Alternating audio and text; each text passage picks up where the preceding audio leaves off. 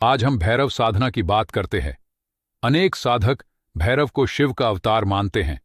दार्शनिक दृष्टि से यह कथन उसी प्रकार का है जिस प्रकार राम को विष्णु और रुद्र को शिव का रूप समझना।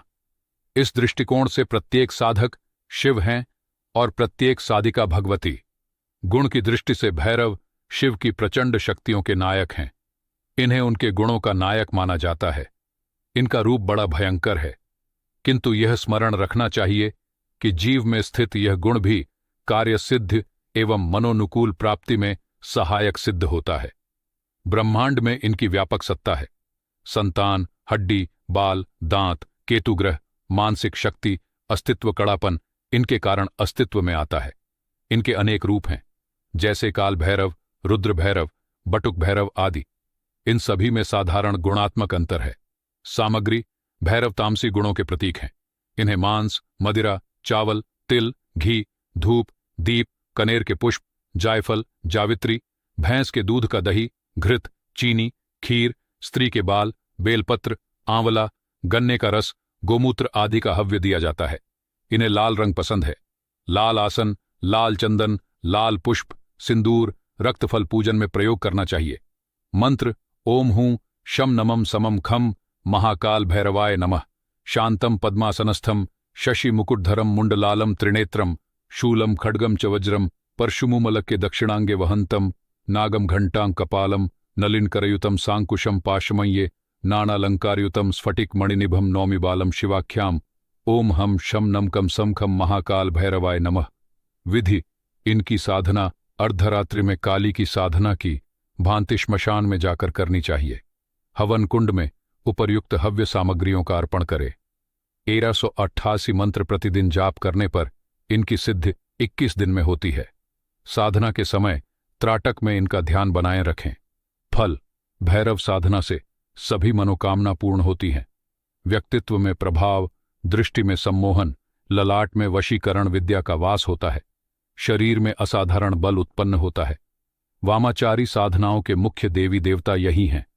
हमने इनकी साधना की अत्यंत सरल विधि बताई है। त्राटक साधना योग की साधना है। तंत्र में इसका प्रयोग करने से विलक्षण सफलता प्राप्त होती है। तांत्रिक वाम साधनाओं की शास्त्रीय विधि अत्यंत दुष्कर है, इस कारण हमने शास्त्रीय विधि का वर्णन नहीं किया है। सामान्य साधकों को इसमें कोई लाभ नहीं है, किंतु उनकी कुछ क्रियाओं का वर्णन यहां समीचीन होगा। काली तारा छिन्नमस्ता, धूमावती, त्रिपुर भैरवी, त्रिपुर सुंदरी साधनाएं श्मशान में नग्न होकर की जाती हैं। अनेक तांत्रिक शव साधना करते हैं।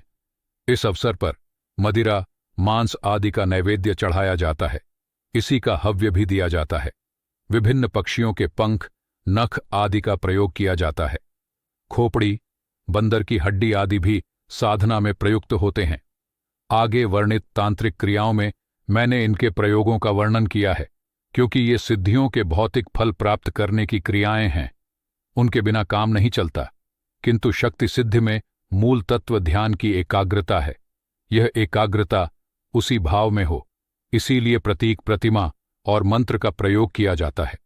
अतः इसमें सात्विक क्रियाएं भी सफल होती हैं। वाम मार्ग की व्याख्या हम पूर्व ही कराए हैं। मातृशक्ति के पुजारियों, शैवमार्गी समुदाय में इसी पूजा पद्धति की महत्ता है। आज आर्यावर्त में जिस धर्म का आचरण समाज में दिखाई पड़ता है, वह वैदिक धर्म और शैव धर्म का मिलाजुला रूप है। यह मिलाप सती की आत्महत्या के पश्चात हुआ और शैवमत की शक्ति देवियों की पूजा भी वैदिक पद्धति से की जाने लगी। आज यही पूजा पद्धति समस्त आर्यावर्त में स्थापित है, किंतु वास्तविक वाम मार्ग की पूजा पद्धति सर्वथा भिन्न है। इसके सिद्धांत भी बड़े विचित्र हैं। यह पूजा पद्धति वैदिक रूप से संगठित समाज की नैतिक मान्यताओं के सर्वथा विपरीत है, इसलिए यह सामाजिक नहीं है। परंतु कभी यह भी सामाजिक थी, क्योंकि इससे अनुयायियों के समाज का गठन इसी प्रकार था। उस समय भी यह पूजा पद्धति सार्वजनिक नहीं थी, अपितु केवल साधक साधिकाओं के प्रयोग में थी। तथापि इसकी जानकारी समाज को थी और पूजा को एवं पूजा करने वालों को आदर की दृष्टि से देखा जाता था।